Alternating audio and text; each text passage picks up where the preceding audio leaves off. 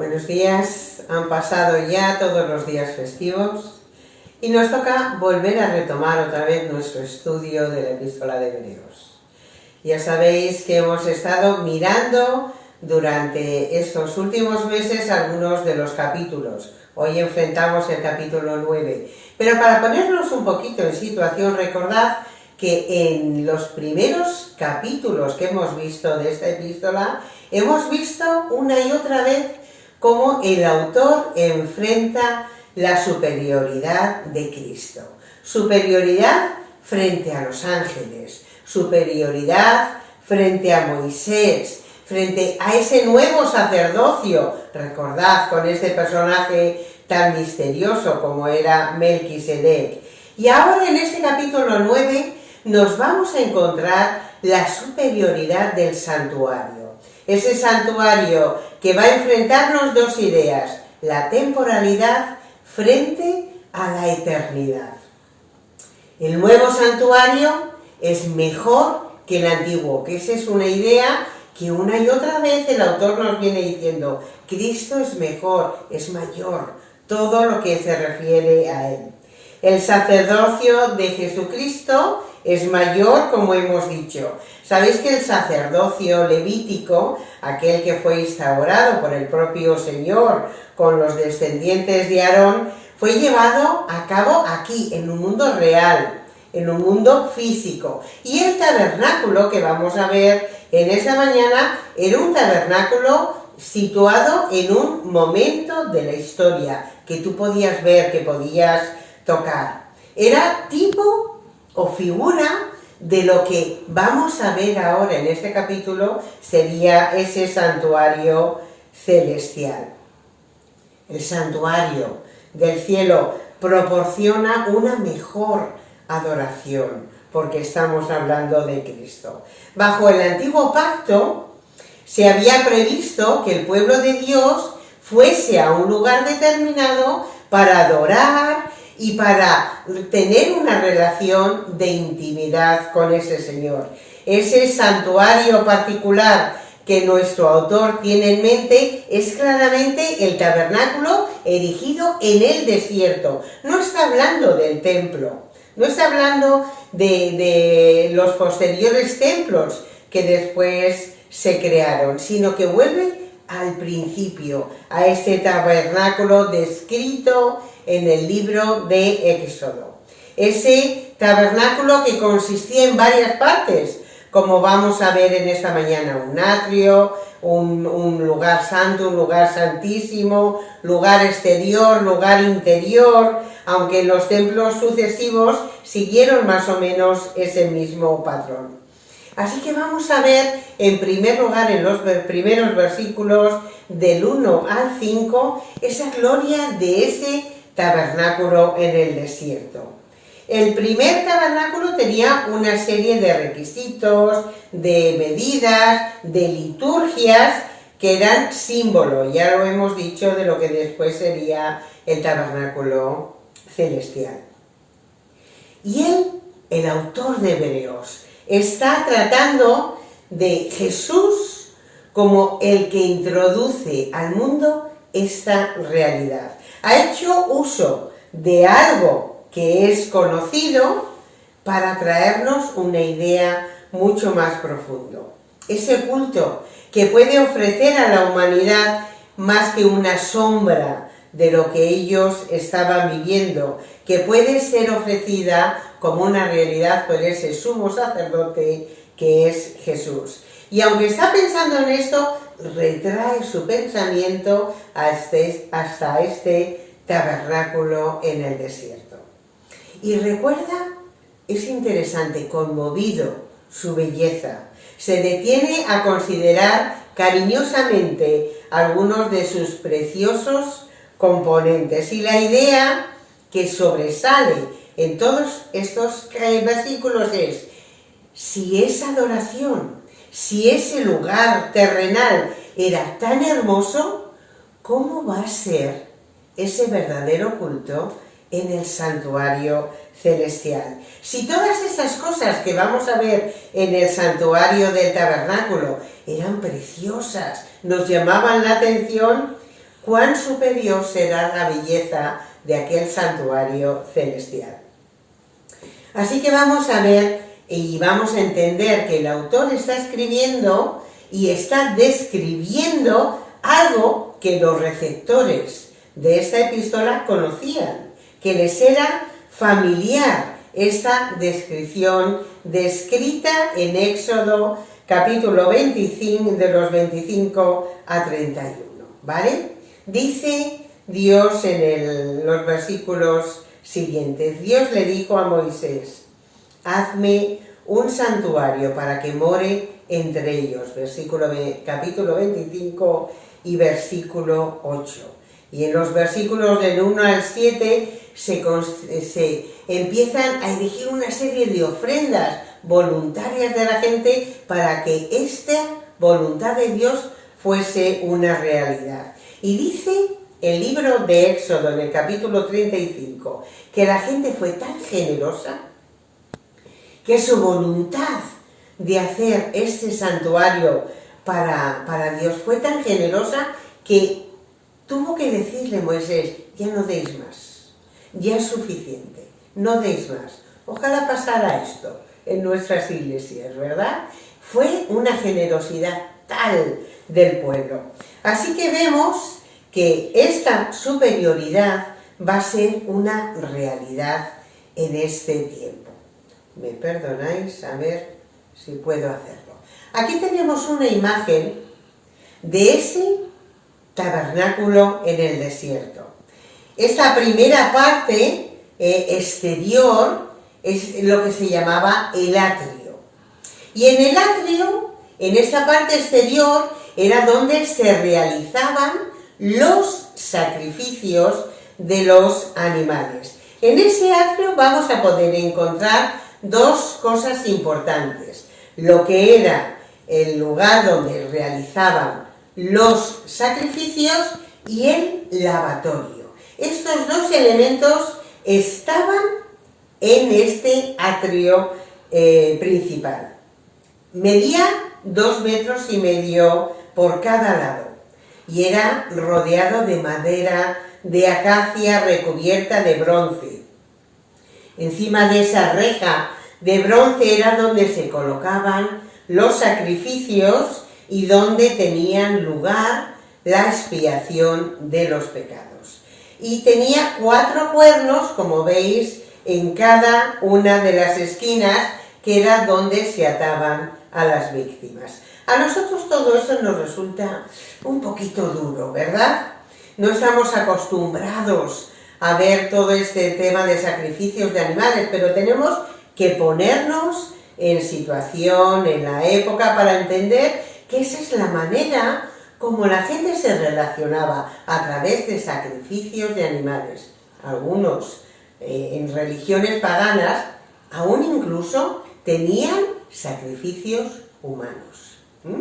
Pero eso formaba parte de todos esos ritos, esa liturgia que para ellos les ayudaba. Estaba la fuente de bronce, que por cierto se hizo con los espejos de las mujeres que velaban al lado de la puerta del tabernáculo de reunión. Esto lo podéis ver en Éxodo capítulo 38. Recordad que en aquella época no existían espejos de vidrio, eran espejos de metal. Y con esos espejos se hizo esta fuente de bronce. El tabernáculo estaba dividido en 2 partes, como hemos visto, una parte exterior y una parte interior. La primera era las 3 partes del total, lo que se llamaba el atrio. Y luego, perdonad que me voy atrás, y luego entrábamos en lo que era el lugar santo y el lugar santísimo, que estaba recubierto de pieles. Una primera capa de cubierta de pieles de tejones, luego de pieles de carnero teñidas de rojo, una cortina de pelo de cabra y cortinas tejidas con hilos de colores y de oro. 5 pilares de bronce sostenían ese velo que estaba delante del lugar santo, hechos con hilos de lino torcidos en azul, en púrpura y en carmesí. En el lugar santo, en esas dos divisiones, podemos encontrar 3 objetos: la mesa de los panes de la proposición, el altar del incienso y el candelero de oro con esos 7 brazos. El candelero de oro estaba colocado al lado sur y estaba hecho de talentos de oro puro labrados a martillo. Sus 7 brazos se alimentaban con aceite de oliva puro y siempre estaba encendido. En el lado norte estaba la mesa de los panes de la proposición. Estaba hecha con madera de acacia recubierta de oro y tenía 1 metro de largo. Sobre ella se colocaban todos los sábados 12 panes en 12 filas de 6, en 2 filas de 6, perdón.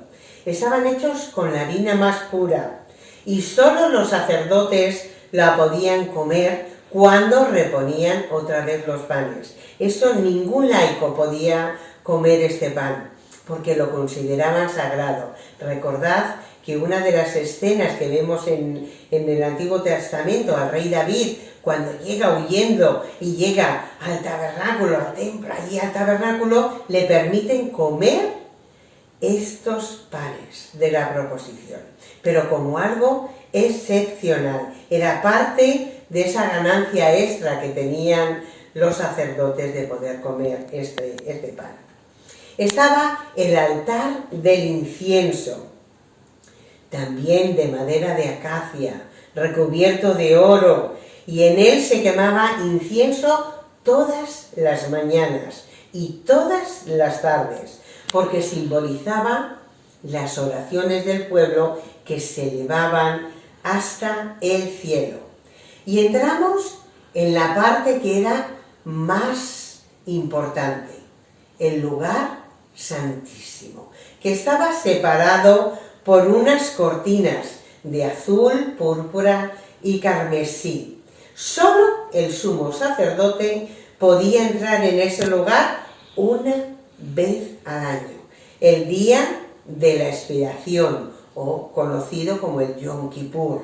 Solo después de una preparación elaboradísima. Esa mañana se levantaba temprano, se purificaba, se ponía una vestidura que solo usaba para ese día, con un pectoral, había toda una serie de ritos con 2 carneros, uno que era sacrificado y el otro perdonado, en fin, toda una liturgia tremenda para poder llegar a entrar delante de lo que ellos consideraban que era la presencia del Altísimo. En ese lugar podíamos encontrar el arca de la alianza, el arca del pacto, que era el artículo principal de todo el mobiliario del tabernáculo. Era el único que se tenía en el templo de Salomón. En el arca del pacto, un arca que estaba labrada a mano con ángeles de oro puro, tremendo, se podían encontrar 3 objetos en el tabernáculo del desierto: un cuenco con maná, la vara de Aarón y las tablas de la ley. Esa presencia de Dios que simbolizaba el hecho de que Dios se acercaba al hombre, dice Éxodo 25:22, de allí me declararé a ti y hablaré contigo sobre el propiciatorio, de entre los 2 querubines que están sobre el arca del testimonio. Posteriormente, en el año 587 a.C., no se sabe nada de ella, desapareció. La leyenda, muchas se han creado, se han escrito chorros de tinta en cuanto a qué pasó con el Arca de la Alianza, hasta las famosas películas de Indiana Jones, ¿no? Donde una de sus principales primeras películas precisamente era En busca de ese arca perdida. No sabemos qué pasó. En el año 63 a.C., Pompeyo, cuando entró en el templo, para su sorpresa, insistió en entrar por la fuerza, pero no encontró nada dentro de ella. Esta belleza que es descrita en Hebreos es una sombra, como hemos dicho, de la realidad. Ese lugar santo, ese lugar santísimo, donde Dios se encontraba, donde Dios hablaba con los sacerdotes, donde el temor y la reverencia que producía en el pueblo era tal que se daban cuenta que ellos no eran dignos para poder entrar allí. Lo encontramos en esa cortina que es rasgada de arriba abajo cuando Cristo muere en la cruz del Calvario. Esa barrera que impedía al hombre acercarse a Dios debido a su pecado es rota y abierto el camino y tenemos la libertad de entrar a través del sacrificio de Cristo. Así que en los versículos 6 a 10, una vez que es presentada todas estas cosas que nos hablan de esos sacerdotes que continuamente tenían que estar ofreciendo sacrificios, ese sumo sacerdote que solo podía entrar una vez al año para pedir por él mismo y por la expiación de todos los pecados, por si se habían olvidado de hacer algún sacrificio en cuanto a este perdón otorgado por Dios. Para esas ceremonias tan sagradas que eran para ellos, tenemos que tener en mente que todo eso queda oscurecido por la persona de Cristo, por el sacerdocio de Cristo. ¿Qué sentido tenía el día de la expiación? ¿Qué relación había entre Dios y el pacto? Pues una y otra vez la ley y ese pacto venía para darnos cuenta de que no podíamos hacer nada, de que la ley nos condenaba, de que continuamente tenía que haber expiación por el pecado para restaurar esa relación perdida entre el hombre y Dios. ¿Y qué pasaba con todo esto? Por eso el autor de Hebreos nos presenta ese santuario celestial increíble que no necesita esa expiación continua, ese temor de pensar, me habré olvidado de algún pecado, de haber hecho algún sacrificio para poder tener esa relación personal con Dios. Él tenía en mente todas estas cosas.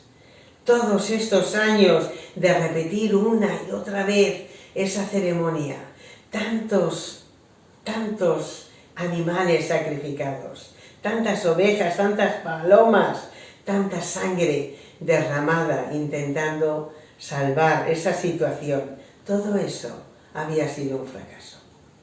Tales cosas no podían expiar el pecado. Una y otra vez teníamos que volver a ello. Así que en ese ritual impresionante, pero una sombra ineficaz, es presentado Cristo como el único sacerdote, como el único sacrificio que puede ofrecer ese acceso a Dios a toda la humanidad. Ahora nuestro sumo sacerdote ha entrado a ese lugar santísimo de parte nuestra y a favor nuestro. En este mismo día, tú puedes apreciar lo superior de lo que significa este santuario. Así que recordamos que nuestro sumo sacerdote está allí, intercediendo por nosotros, por ti, por mí. Por eso dice, versículo 24 del capítulo 9, en efecto, Cristo no entró en un santuario hecho por manos humanos, simple copia del verdadero santuario, sino en el cielo mismo, para presentarse ahora ante Dios a favor nuestro. Nosotros no le adoramos pasando por una serie de ritos, de rituales, de sacrificios. No le adoramos encendiendo cirios, quemando incienso o preparando algún altar.